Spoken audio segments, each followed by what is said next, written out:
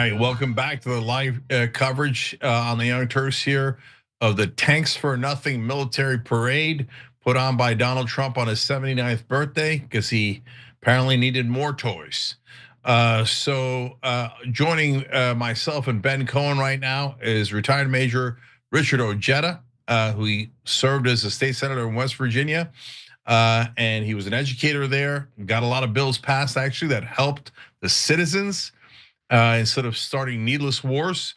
So, Richard, good to have you back. You served 24 years in the Army. Today's the 250th anniversary of the creation of the Army.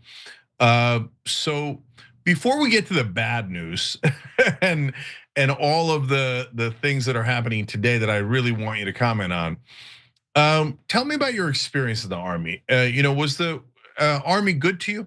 I absolutely loved the military. I loved it when I was enlisted. I loved the discipline.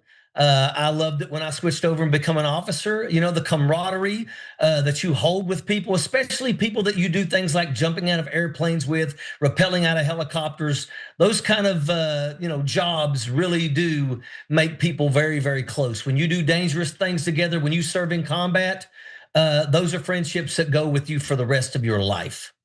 And you're now running in North Carolina 9 for Congress. That's where Fort Bragg is. Yes. How many years yes. did you spend in Fort Bragg? I got around close to 16 years on Fort Bragg. Now I would leave and go to Iraq, Afghanistan, Haiti, Korea, and my family stayed in Fayetteville the entire time. So my kids were educated there. So when we made the decision to leave West Virginia, it was only right to come back to this area.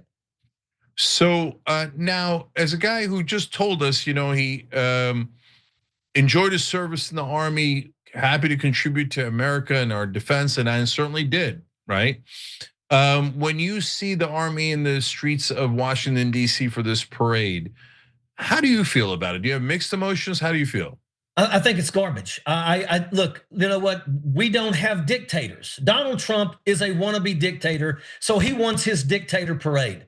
You know, this is a waste of money. It's a waste of time. Soldiers should be training. They should be doing all kinds of other things other than trying to, make some man child happy so he can, look like he's playing with his army. I sit and listen to you talk a little while ago, and it's kind of funny to listen to Donald Trump talk about all these battles that he never had the guts to stand up and serve in, and neither did anybody in his entire bloodline. I mean, this is where we are. I tell you right now, the No Kings rallies across this country absolutely far outnumbered anything that we saw in the streets of Washington, D.C. today. Yeah, so actually, you know what? Let me go to that map real quick. So this is the protests that were planned across the street, across the country, I should say, today. Potentially up to thousands of them because they're in major cities, but they're also in small communities all across the country. And they call it No Kings, and that's about as American a message as you could possibly have. I mean, the first time we used the Army was against the king because we didn't want kings. So no, I'm going to get to LA in a second, but Richard, tell me how you feel about these protests and the enormous number of people who showed up versus, like you said, what happened in Washington here. I was literally, in awe. I went this morning to Fayetteville, North Carolina, had a great No Kings rally. Then after that, I drove back here to Southern Pines for another one. And I tell you, the crowd in Southern Pines was over 500 people. I mean, everywhere that we're going, Fayetteville was even bigger than that. I mean, they're angered. They're mad because, they're watching our country get dissected. I'm going to tell you another thing. I see people waving their swords now. Donald Trump is going to be really quick to wave these swords. But you know what? We should not allow them to send one single soldier into harm's way until you fix the Veterans Administration that you have recently just gutted. They got rid of almost 8,000 people in the VA, and now they're targeting another 80,000. So once again, now they're talking about going other places and picking more fights. Not one single person should be sent to any combat zone until our Veterans Administration is 100% fixed and operational. Yeah, I mean, the image of putting on this ostentatious parade while you're cutting Veterans Affairs. I mean, it's just the hypocrisy is exhausting. They just do it over and over and over again. So, Richard, we now have not just National Guard, not asked for by the governor, which then makes it illegal, but also Marines in this city of Los Angeles in the streets. Did you ever think that we'd see Marines in the streets of American cities? Let me tell you something unacceptable. And this is absolutely not right for the Marines. It's not. I mean, these are Marines. They're not. They're not there to put their hands on American soldiers, or American citizens. This is Donald Trump. This is Donald Trump wanting to try and hurt people. And let me tell you something. He sent those Marines specifically to go there and actually do some damage. And I'm glad that it did not happen the way that he wanted. But this is unacceptable. They were peacefully protesting. What we saw in California, we are given 5 freedoms in the First Amendment alone. Freedom of the press was absolutely silenced. They were shooting press members with rubber bullets. The right to petition the government, the right to peacefully assemble, the freedom of speech. Those 4 things were trampled on, and we watched. Americans watched this happen. And this is what happens when you have somebody in the Oval Office that is a wannabe dictator. And it's unacceptable. This is not something that we should be standing for in this country. And once again, this guy is absolutely a hazard to our democracy. Look, I'm afraid of the militarization of the country, and now, not only do we have these, Marines in the streets, not as part of a parade. But we're now adopting some of the policies that we're seeing in parts of the world that are in war. So Israel, of course, has killed more journalists than, unfortunately, all the wars that I mentioned combined. World War I, World War II, Afghanistan, and Vietnam. All those conflicts combined, Israel has killed more journalists in Gaza than all of those. And so now we're in LA and they're firing, for the moment being, rubber bullets and hitting journalists from all across the world. It's just frightening. So Ben, I want to bring you back in here. I want to show you the US military bases around the world. This is graphic 14. And this is going to tie into the mood in the country and what we should be doing. And it's going to tie into the war that just got started in Iran as well. But as you look at the map, there's a total of, and this is, and I didn't know this, and Richard, you probably know this a hell of a lot better than we do, 845 bases across the globe. Yeah. Oh my God, look at that. Yes, right. And if you don't realize this, a lot of people don't know that when Donald Trump became the president the second time, one of the first things that he did was he killed the news media on every installation where American troops are at and replaced it with Fox, Newsmax, and OAN. So now our military is drinking from the fountain of Fox. Yeah, I mean, that map is why calling it the Department of Defense is a misnomer. I mean, this is not the array that you would have if you were looking to defend the geography of the United States of America. This is the array that you would have if you were looking to control the entire world militarily. And the American people don't want to control the rest of the world. They don't want to be the world's policeman. And it's really expensive to control the entire world. I mean, my guess is that close to half of our Pentagon budget is spent on trying to control the rest of the world. And it's a fool's errand because we can't do it, and it creates more terrorists than we can kill. Well, I will tell you that we sure do need a lot of oversight because you know what? We spend a lot of money. We spend a lot of the military industrial complex makes a fortune. And let me tell you something, they want us at war because they benefit when we are at war. And I will tell you, you know what, in Afghanistan, we were building roads in areas where the people only had 2 donkeys and a cart. But we were there and we were building those roads. Those people didn't have cars. It's all about this. You know what? It's not about the troops, it's about this. And make no mistake about it, they will put any one of us into harm's way as long as this is what they get. Yeah. So Richard, obviously that leads us to Iran, where we're now in another, potentially huge war in the Middle East. And can you discern what in the world we're doing in Iran? How does that help defend America? It doesn't. And I will tell you, it's another place that is not beatable.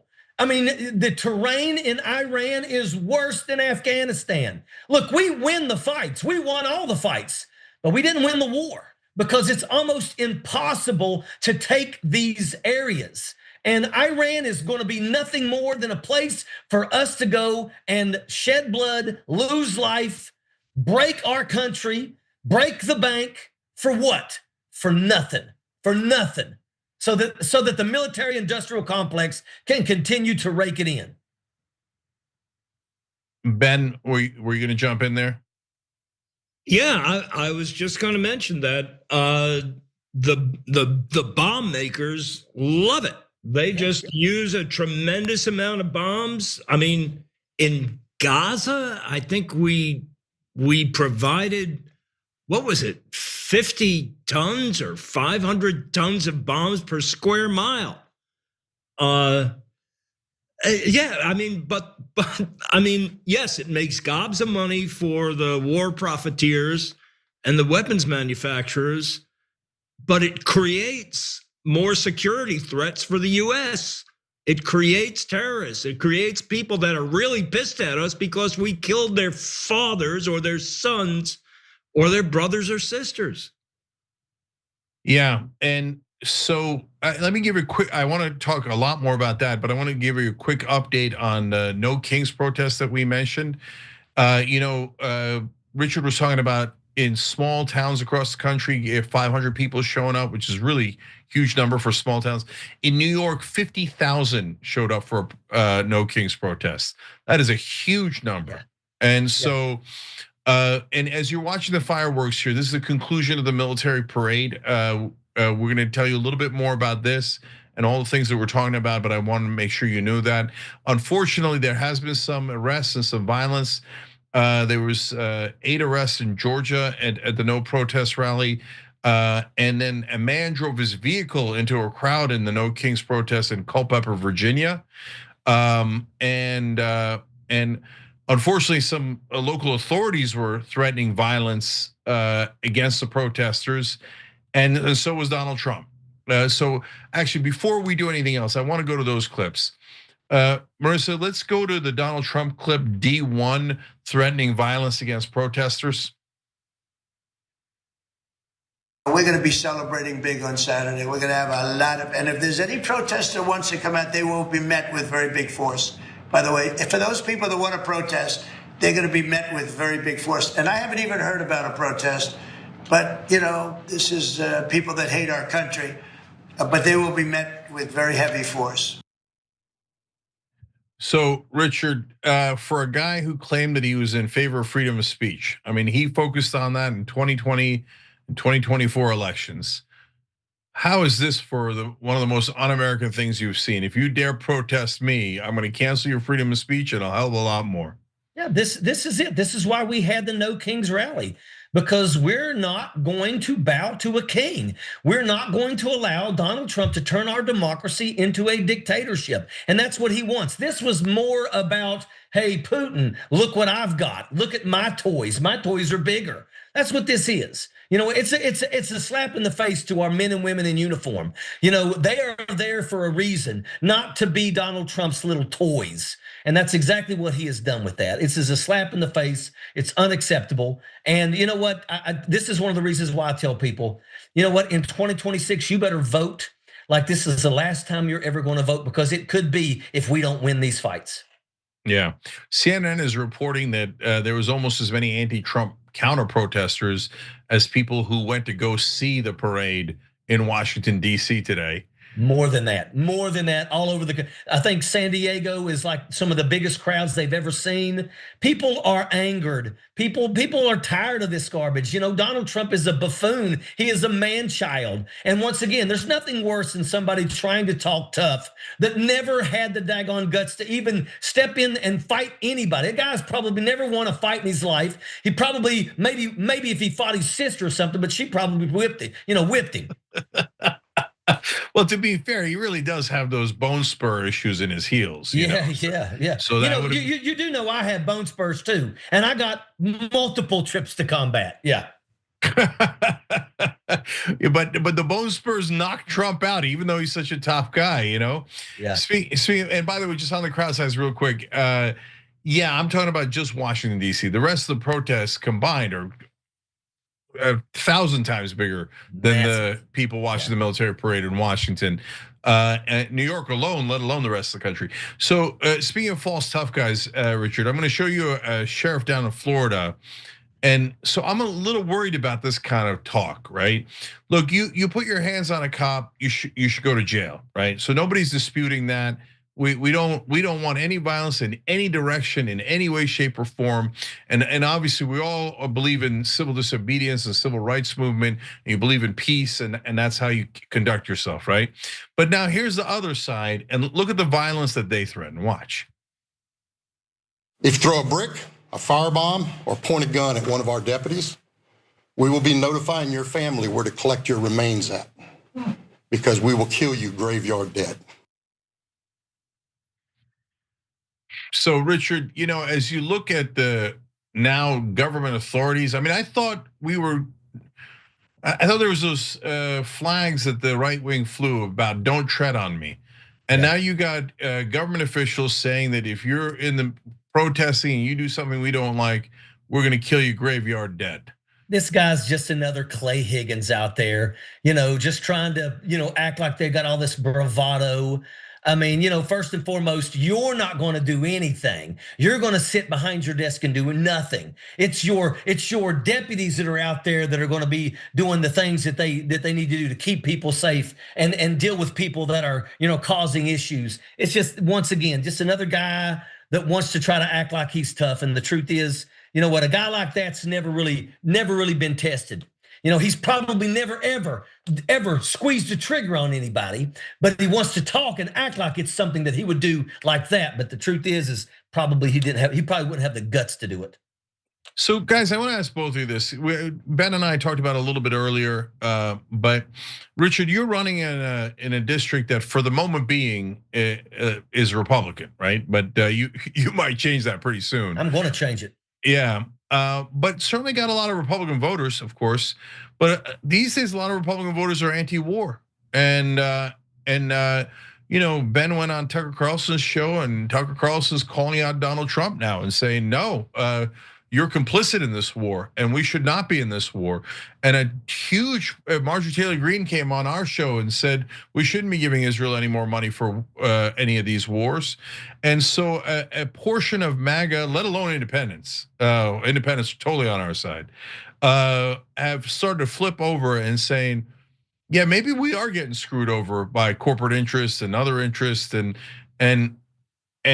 so what do you see, Richard, in terms of independents and some right-leaning voters and their frustration with endless war?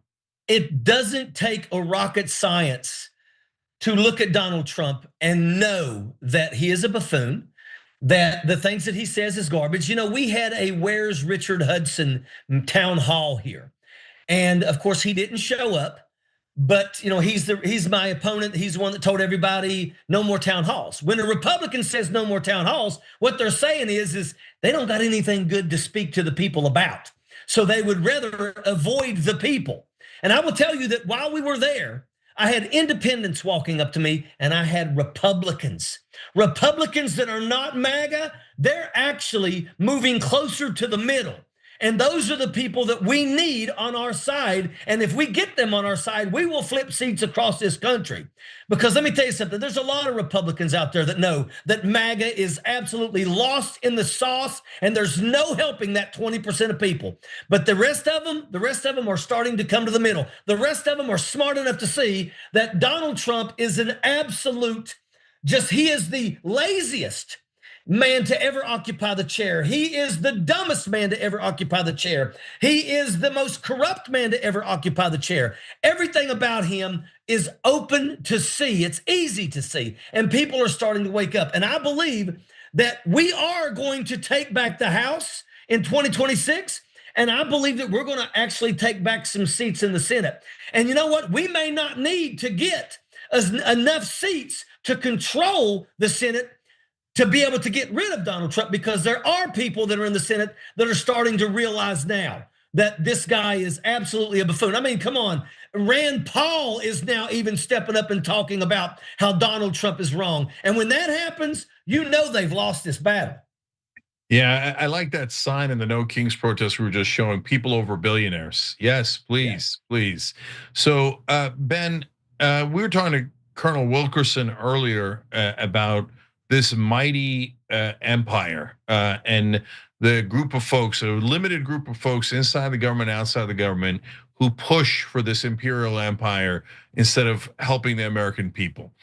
And it seemed to me that we were talking to him, Ben, that my God, the left by itself and the right by itself and the middles by themselves, we're not going to be able to take them on.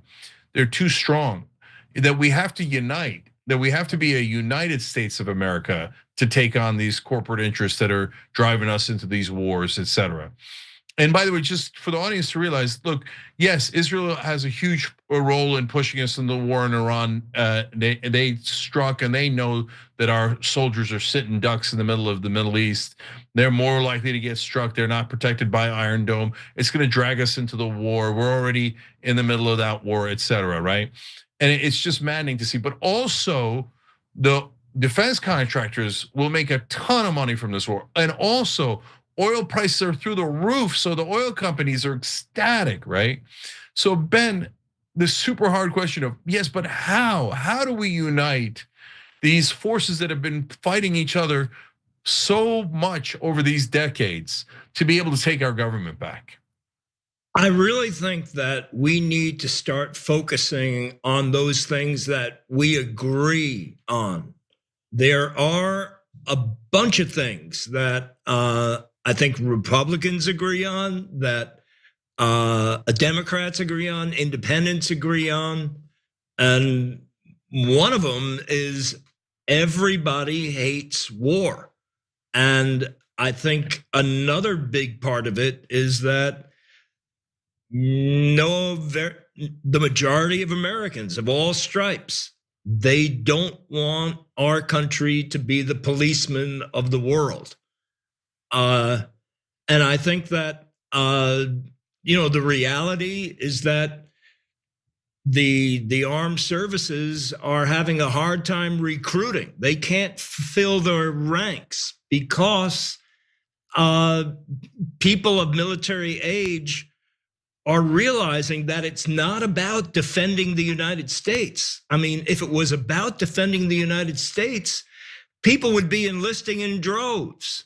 But they're seeing what the army is used for, and they're seeing that it doesn't relate to the security of the United States. And I really think that the reality is that these incursions into other countries makes us less secure because it creates enemies. So I think that is something that's in common between people of all different political stripes. And yeah, I mean, I went on the Tucker Carlson show. I mean, there's a lot of things that Tucker believes that I disagree with, but I want to focus on the stuff that we do agree on, because that's the only way we can make anything happen. Otherwise, we're deadlocked, and the status quo continues, and the status quo sucks. Yeah, Ben, I had a huge debate with Tucker Carlson at Politicon. I mean, I've done, I don't know, probably over 100 videos criticizing Tucker Carlson, right? And very, very harshly, and he's done likewise, right, for us. But look at Rebellion PAC, which now Richard's, Rebellion PAC's endorsed Richard, right, in his race. By the way, Ojeda for NC.com, Ojeda for NC.com. Rebellion PAC is taking Ben's idea basically and saying, hey, why don't we unite around the things that we agree on? So lower drug prices. Of course, Medicare should negotiate drug prices. It's insane not to. It's anti-capitalist, anti-free market not to. Lower housing prices. Don't let private equity buy all of our residential homes. They're going to rob us of our wealth creation asset, the one asset we have, our middle class. Paid family leave so moms can get some time off. And money out of politics, for God's sake, money out of politics. If we don't do that, by the way, Richard got a bill passed, and I worked on that, and when he was in West Virginia, right? And then, most importantly, well, look, these are all super important, but anti-war, no more wars, right? So Trump ran on that. And now, as we're in the middle of the Iran war, and then when I say we're in the middle, we're literally knocking down missiles, Iranian missiles. And not only that, we provided the intelligence for the bombing campaign in Iran. So we're involved in the offense, we're involved in the defense. And Richard, I mean, anti-war seems to unite us, yet our leaders constantly ignore it. And Trump, with maybe the ultimate betrayal of his own base here, by getting us right in the middle of that Iran war. Our military has been betrayed multiple times over the few years. You know, we no longer have a good retirement program now. It's a 401k. And oh, by the way, when you've got a buffoon in the Oval Office that's constantly tanking the daggone economy, your 401ks take big hits. So you got people serving in the military that, shoot, if things keep going the way they're going, when they get to the age where they're ready to retire, there's not going to be nothing for them. You know, sending people to war should be the last thing that we do. You know, let me tell you something. It doesn't matter if you're a combat soldier or not. If you're taken away from your family and you're sent to a combat zone, you don't have to be a trigger puller. You don't have to be a door kicker. I'm going to tell you that there was a lot of people that didn't leave the wire, but those mortars and those rockets come in almost like clockwork all the time. You know, everybody comes back missing something. That is a fact. And right now, you know, we've got people that are attacking our Veterans Administration. They killed the program that operated the phones for the suicide hotline. You know, don't tell me you care about soldiers and kill the capability that helps reduce the suicides. This is where we are in this country. We have a buffoon who has an administration where nobody is qualified to do the jobs that they're doing. They're just in those positions because Donald Trump, maybe they bought it, or maybe Donald Trump just needs to put somebody there. Just remember, we are right now in the midst of World War III, and the guy in charge of protecting the United States of America from terrorism is a 22-year-old who's got a background in grocery stores and gardening. Congratulations. Yeah, that's the guy that's going to save us. That is literally true, by the way. He's referring to an actual guy in a super important role that has like absolutely no experience. Why would you put a guy like it? You couldn't find a single guy not above the age of 22. Anyway, you guys are seeing these beautiful pictures, by the way. I mean, just street after street, city block after city block of protesters of Donald Trump and his way of governing. And we didn't look. Now when I say we didn't ask for this, I can really speak for the whole country, because not only did the left not ask for this, but the right didn't ask for wars either. They were very, very explicit in not asking for wars. So Richard, on that front, look, I love that. I mean, I just hope more people join the rebellion, and that looks like a rebellion to me, right? As I see those streets, but. One of the things I kind of mentioned in passing there, I really want to ask you before we let you go. Iron Dome protects Israel, and and we got aircraft carriers there, and we're shooting down missiles, and even Jordan is shooting down missiles. So Israel's very well protected. A couple have got through, but overall very well protected, right? But our troops all over the Middle East not protected. Are Djibouti, they sitting ducks Kuwait, there waiting to get hit? Absolutely. Iraq, Djibouti, Kuwait, Bahrain. I mean, we've got bases all over the world over there. And make no mistake about it, they don't have iron domes over them. So it's only a matter of time before, you know, those troops end up probably being attacked. And once again, I mean, this is, my goodness gracious, you know, we don't need any more wars, but make no mistake about it, that will give Donald Trump the permission to get us back into this. And once again, You're going to sit here and you're going to rattle the sabers of war while you are currently dismembering the Veterans Administration. How dare you send the next soldier into harm's way when you're killing the daggone capability to fix us when we come home? Yeah, as usual, Richard speaks with clarity. So everybody check out OjedaForNC.com. And I would look before Richard goes and we wrap up. I need you guys to understand something. He's in a district that Washington thinks Democrats can't win. I've talked to reporters about it, Richard. You don't know this, but I did. And they say, oh, no, you guys can't win that district, okay? But Richard closed, when he ran in West Virginia back, because of these family situations, they had to go back and forth between two states, right? When he ran in West Virginia, he closed 43 points. 43 points against Republicans. So if Richard wins, that's why I'm asking you to help him, right? Whether you're gonna chip in or you're gonna be a volunteer, etc. If Richard wins, it sends a clear message across the country. No, we can win anywhere. Yes. And our message is very, very popular. This is not the old Democratic Party. This is the new Democratic Party. We're going to do the most popular bills there are. All the bills that I mentioned in Rebellion PAC are 65% or higher in popularity. Independents love them. Richard's got to win. If he wins, it changes the dynamic in Washington. Not only does it make you realize and makes the reporters, very, very stubborn mainstream media reporters realize, no, economic populism works, anti-war works, money out of politics works. That's what the American people want. But it also gets the Republicans back on their heels. And now starting to worry, oh, did we start too many wars? Did we make a mistake?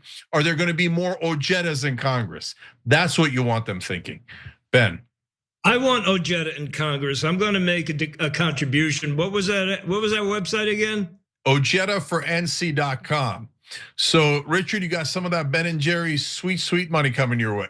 That's what I'm talking about. And let me tell you something. I can win this. We're putting boots on the ground everywhere. People are coming up to us. They're, like I said, I've had independents, I've had Republicans come up to me and say, I like what you're saying. So we're going to flip this seat from red to blue. We're going to get to Washington, D.C. And I'm going to tell you, I'm going to push legislation. I want to see legislation. I want to overturn Citizens United. There's a lot of work that we've got to do, but we got to put the right people in those positions to do that work, and make no mistake about it, I am that guy. I know you are, brother. OjedaForNC.com. Richard Ojeda, retired major from the United States Army. We appreciate you joining us today. Anytime, Cenk, anytime. All right. Okay, guys, as we wrap up here, I want to give a thank you to all